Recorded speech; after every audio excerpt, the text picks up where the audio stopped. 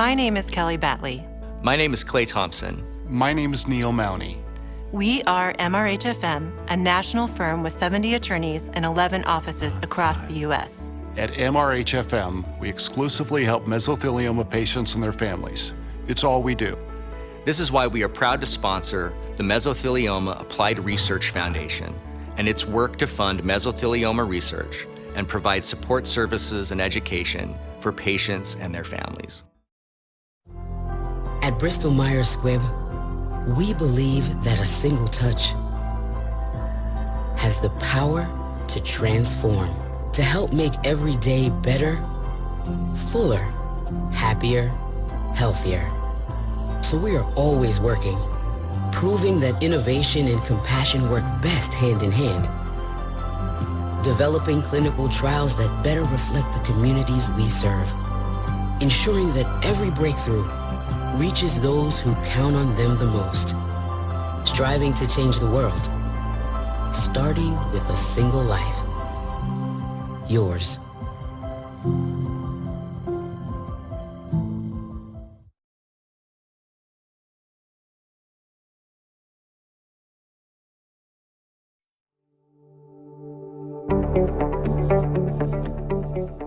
At Novacure, we strive to extend survival in some of the most aggressive forms of cancer through the development and commercialization of our innovative therapy called Tumor Treating Fields. Novacure is pleased to partner again with the Meso Foundation.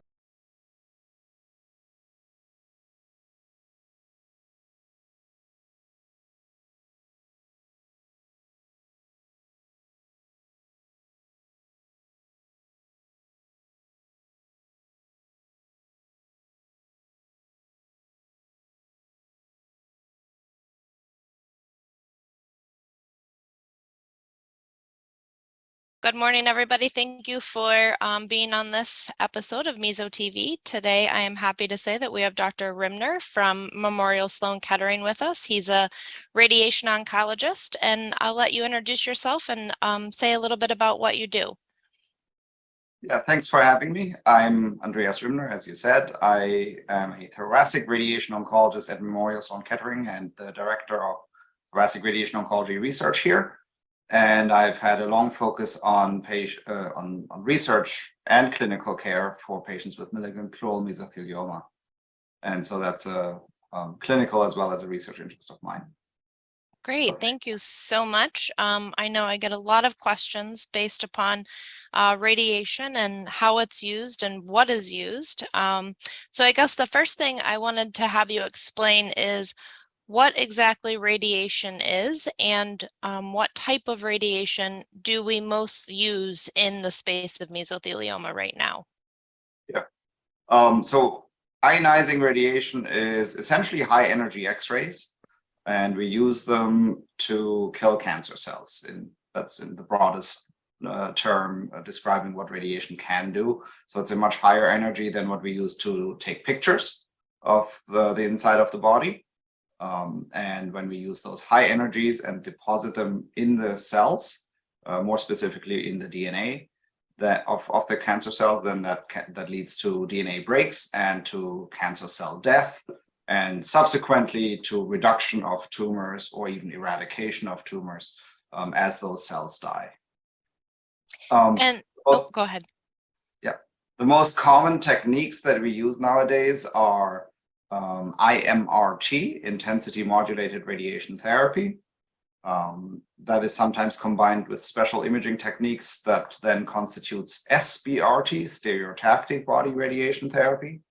And we also increasingly use proton therapy, which is a special kind of radiation therapy that's technically not X-rays, but a small particle. Not that it feels any different from a patient perspective, but physically it's a different kind of radiation that has very unique properties that can be particularly useful in mesothelioma, and we can talk about more details.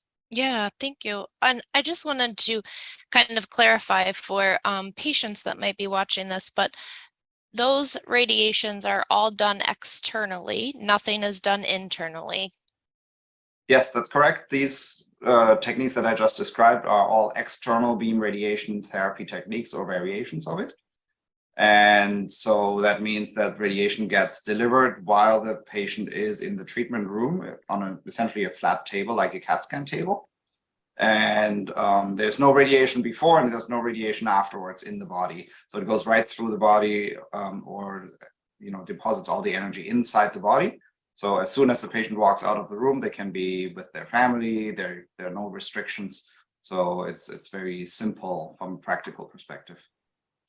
And as far as the IMRT, the intensity modulated radiation therapy, what is the difference of that versus proton beam? Because I feel like people know kind of more of the buzz around proton beam as opposed to IMRT.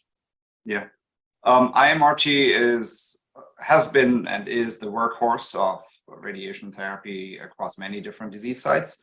What really made it unique, and it was developed in the mid 2000s, well, late 90s, early 2000s, is that we can treat unusual shapes with it and treat them what we call very conformally, meaning the radiation coverage adapts to the shape of the tumor. So we can treat oddly shaped tumors. We can go around, a curve like the chest wall or the ribs that are curved and avoid whatever is in between. So that's the big advantage and strength of IMRT. Both IMRT and proton therapy are extremely novel and modern radiation techniques. There's no clear advantage to one in all situations over the other. It really depends on how each patient is built on the inside, how the anatomy is, where the tumor is located, and what we're trying to avoid. So in certain situations, protons can be very beneficial, especially when we're treating a tumor that is in front of an organ that we're trying to avoid. And ideally, there should be a little gap in between so we can treat with a proton radiation and stop the radiation beam right between the tumor and the organ that we're trying to avoid. Because protons have the unique property that they don't go through the body like X-rays do, but they can come in from one direction and then stop inside the body. So if the geometry is right, protons are uniquely advantageous in those situations. But there's many other situations where IMRT is equally good or even better sometimes. So each time we look at the patient, what we're trying to achieve, what we're trying to treat, and what we're trying to avoid, and then decide which technique is optimal for that kind of scenario. Tailor it to the patient. And Very I would imagine that both types of those are from specialized machines. One of the big reasons why getting in with somebody who treats mesothelioma quite often is ideal for these patients. Yeah, these are very precise machines, all of them. So it's nowadays less a question of can we precisely deliver the radiation, but it's more a question of does the radiation oncologist who programs the machine with their team of physicists, do they know how to accurately design a radiation treatment? Do they know what needs to be targeted, what needs to be avoided, and do they have experience with that? So it's more about what you tell the machine to do than the precision or the technical precision of the machine itself, because all of these machines are extremely precise. And for a patient, is there a limit to the amount of radiation that somebody can have in their lifetime? So yes, there is, although we are pushing the envelope on that continuously. In the old days, there was a mantra that you could only have radiation to one part of the body once, and then that was it. That was your lifetime limit. That has certainly changed a lot. We are doing a lot more what we call re-irradiation, meaning a second time or sometimes even a third time if it's necessary to the same area. But it is a very individualized approach. Obviously, the risks go up every time we treat the same area a second time or even more, a third time or so. And it has to be a conversation with the patient in terms of what they are willing to take in terms of risks, how they tolerated previous radiation treatments, how this would stack up or compare to what was treated before, what the time interval is between the treatments. So a lot of factors go into that decision making. But in principle, it is much more possible than before because of our very modern, precise radiation techniques. And when it comes to other parts of the body, there's really no limit. So if we treated one area, but then something shows up somewhere else, that is not limited by the previous radiation to another part of the body. Okay, thank you. I just wanted you to kind of explain sort of the current thought and maybe also the past thought, because we are, hopefully moving towards something different with radiation, but how have we used it before with mesothelioma? Yeah, radiation has long been used for palliation, just for symptom management in situations where we're trying just to improve the patient's quality of life. And radiation is still widely used for that and very helpful for that. So I'm talking about areas where there's tumor compressing airways or blood vessels, or tumor invading the chest wall causing pain.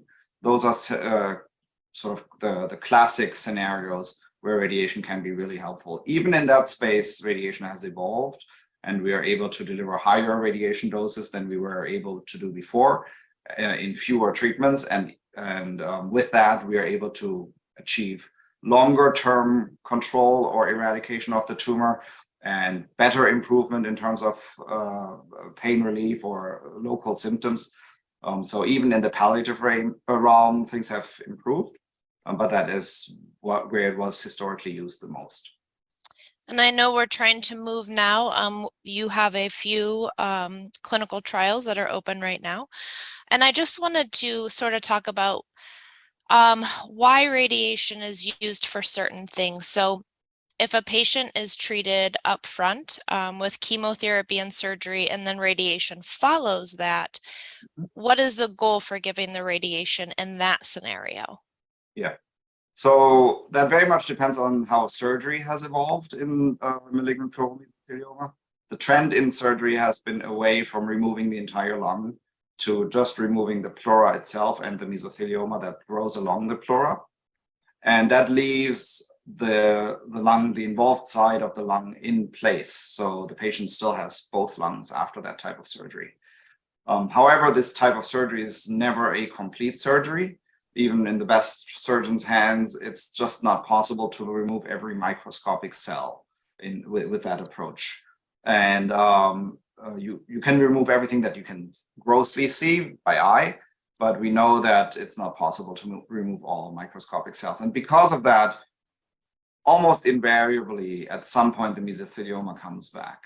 Now, why is that now becoming the preferred surgery? It's because for one reason or another, patients do better with this surgery than when the entire lung is removed. Even though the removal of the entire lung seems like the more complete surgery from an oncologic perspective, it's a harder surgery to get through and a harder surgery to recover from. And presumably also, if there is a recurrence, it leaves fewer options than if a patient still has both lungs. And so because of that, the trend among the surgeons has been to preserve both lungs, but then with the less aggressive, still plenty aggressive surgery of removing the entire pleura. Because of that, though, because we know that there are cells left behind, radiation, we developed a technique to deliver radiation to whatever might remain there in terms of microscopic tumor cells. And so we have developed a technique that can treat the entire pleural space or where the pleura was and avoid the lung on that side, on the inside, and of course also avoid the other lung that's still in place and healthy, hopefully. Yes. And that is a unique technique that we have developed at Memorial Sloan Kettering and have gone through several phase 2 trials and are now spearheading as a phase 3 national trial. So it is really an adaptation to how surgery has evolved, Right. how we on the radiation oncology side have adapted to that. So when we give it after surgery, the goal is to hopefully pick up any sort of microscopic cells that may have been left behind from the actual surgery. Correct. And the hope is that by killing those, we will delay any recurrence of the tumor or even eradicate it and have it not recur. And we have some inkling and some preliminary data that points in that direction from our phase 2 trials. So with mesothelioma, because with some other cancers, such as maybe lung cancer, radiation can be given also prior to surgery. Does that happen with mesothelioma ever?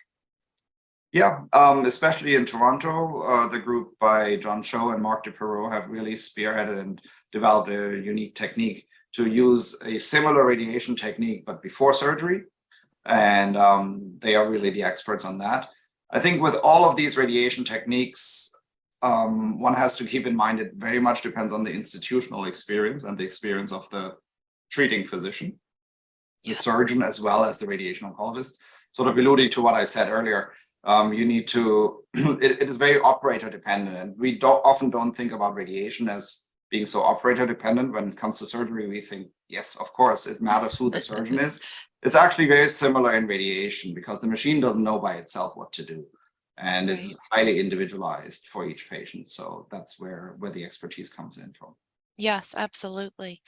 I know now, kind of looking ahead, and one of the trials that you actually have open that we will talk about is looking at combining radiation with immunotherapy. Why are we wanting to pair the two of these together? Yeah, so in both our national phase 3 trial, which is NRG-LU006, combining systemic therapy, the surgery, and the radiation at the end, we have now allowed immunotherapy because immunotherapy is given more and more commonly in the community as well as at the mesothelioma centers because there's been some promising results with that. And so, again, we have to adapt when we design our trials and when we design what will be the next, hopefully be the next standard of care, we have to adapt to the changing landscape.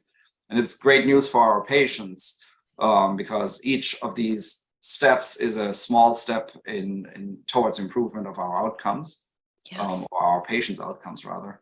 And so we now allow patients to get chemotherapy or immunotherapy or a combination of those before surgery and before they would enroll on the NRG-LU006 trial, and then get randomized to either getting the radiation or not in order to prove really what the impact of the radiation is and also what the quality of life will be after this triple treatment of systemic therapy, surgery, and radiation therapy. And in another trial that we only have at Memorial Sloan Kettering, we are combining palliative radiation to the entire pleura with immunotherapy at the same time. And that also is a step based on how things have developed. A lot of patients are now getting immunotherapy not only upfront, but also in the second line or third line setting, meaning after they have progressed, unfortunately, after the first round of treatment or second round of treatment. But many of these patients still have mesothelioma only along the pleura and not anywhere else in the body. And so the goal of that is, number one, to prove that it's safe to combine immunotherapy and radiation, but also to see whether we can get any synergy of doing the two together, because at least in other disease sites, as well as in preclinical work and laboratory studies, there's a lot of synergy that we have observed by combining immunotherapy and radiation, where the radiation can essentially break the tumor open, make it more, damage it or make it more recognizable to the immune system. And then the immunotherapy can activate the immune system to recognize it even more and get more wrapped up so that the immune system can fight the mesothelioma more effectively. So radiation can be a great way of activating it or making it more visible to the immune system. So I guess I'll jump into that trial first, just because we're talking about it a little bit. But so in that trial where you're doing immunotherapy with palliative radiation, is there a specific immunotherapy drug that they're being given, or are they on the combo? No, the drug is pembrolizumab. Okay. And the company that makes pembrolizumab provides the drug. So patients can get it for free on that trial. Okay. But that's why we're also bound to that drug. We can't just combine any drugs. The trials are very specific in how they are designed and which drugs we can use. So that's the drug that we use. Okay. And with the Pembro or the Keytruda, are we giving that alongside the radiation? Are we doing radiation first, after, or is it kind of together? So it's alongside. Patients get 1 dose of the Pembro, then they get 5 doses of radiation. So it's a short course of radiation. Okay. And then they continue on the Pembro Okay. for Perfect. up to a year. Okay. Okay. And then my other question for you is that side effect profile. So knowing that the immunotherapies can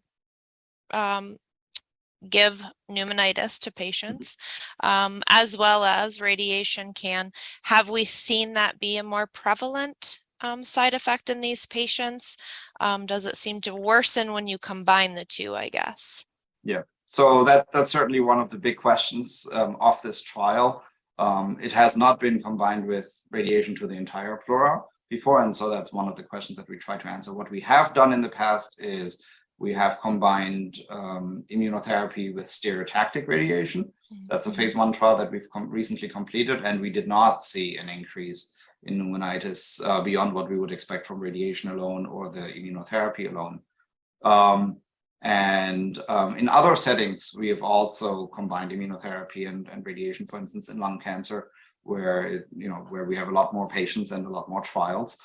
And there we also only see an additive effect, meaning, yes, you have the risk of pneumonitis from the immunotherapy, you have a risk of pneumonitis from the radiation. And when you combine them, you get the same, just added up. But we don't see an increase over what we would expect from each of the treatment by itself. Great. That's really great. Yeah. In the trial, looking at Pembro and palliative radiation, are there different arms to this trial? Kind of how is it laid out for these patients? Does everybody get that when they go on this trial? Yeah, everybody gets the treatment. It's not a randomized trial. There's no placebo. So everybody knows what they're getting. What we're doing is we are starting at a certain radiation dose, and we're escalating it based on the safety profile. So Okay. we're trying to see how high we can go with the radiation, and the Pembro dose stays the same, which is a standard dose. Okay. And obviously this is probably a patient that's already seen some sort of first-line therapy. So if they have had prior immunotherapy at some point in time, are they still eligible to enroll in this trial? Yes. There's a 4-week washout window. So they have to take a break for 4 weeks, which is usually what it takes anyway to get everything ready. But that's the only rule. They can have had prior systemic therapy, including immunotherapy. And for somebody that would be traveling for this trial, because the Pembro is being provided, I would assume that means that all of the treatments are going to be given at Sloan Kettering. Yes, unfortunately, even though Pembro, of course, is available elsewhere, when you're on trial, you have to get it at the institution that performs the trial. So the Pembro is every 3 weeks, and of course, in between, you could, travel home. You don't have to be here continuously, but every 3 weeks, one would have to come here to get the infusion. There's a little bit of a window for each time point, so we can be a little bit flexible, but not indefinitely flexible. Right, right. No, that's a very exciting trial. I think, trying to see what the synergy is between the two. I'm switching over to the other trial that you have, the NRG-LU 006 trial. So that is a randomized trial that's looking at surgery plus systemic therapy, which you had said could be chemotherapy or the combination immunotherapy. And then there are 2 arms to this. So one is with the addition of the radiation, and one is actually without the addition of radiation. So standard treatment. And then, my understanding, and just for the patients watching, this would be a first-line strategy. That's correct. So patients with newly diagnosed mesothelioma, they can have had systemic therapy first, which is quite common that a local oncologist will start them on something when they're diagnosed. But when it comes to the point of having surgery, let's say after a good response to the systemic therapy, at that point, they would have to be enrolled on the trial prior to surgery. The surgery has to be done specifically per the guidelines of the protocol, which is very rigorous, in the hands of an experienced surgeon who also has to be qualified for the protocol to open the study. And then the radiation also is done only at the centers that participate. And we do central review of every radiation plan. So no matter where in the country you get treated, we at Memorial Sloan Kettering will review the radiation and make sure it's up to standard. Because it is, as I said, a complex radiation technique. Yes. And so not everybody has experience with that. They may have the machines to do it, but they may have never treated something like that before. And so we committed to helping everyone and teaching everyone to use this technique. And in this trial, is it set how the surgery or the systemic therapy has to be given? So you said that somebody can have systemic therapy prior to surgery. Could it also be that they have surgery first and then the systemic therapy? Yes, we allow for both sequences because there's a lot of institutional variation in how it's approached. It also depends on what it looks like at presentation, at diagnosis. Sometimes surgery first is recommended, sometimes systemic therapy first is recommended. So we allow for both. If you do get surgery first, you have to enroll again before the surgery. Prior to, okay. And then the systemic therapy would be done on study, typically 4 cycles of chemotherapy, which is standard. Okay. And I guess, you know, for these types of patients, they can get the actual chemotherapy or immunotherapy at their local oncologist. But then obviously, like you had said, surgery and the radiation needs to be done at a center that has a mesothelioma, you know, experts working those 2 different aspects. That's correct. Yes, the systemic therapy can be done locally as long as it is within the guidelines of what we ask for on the study.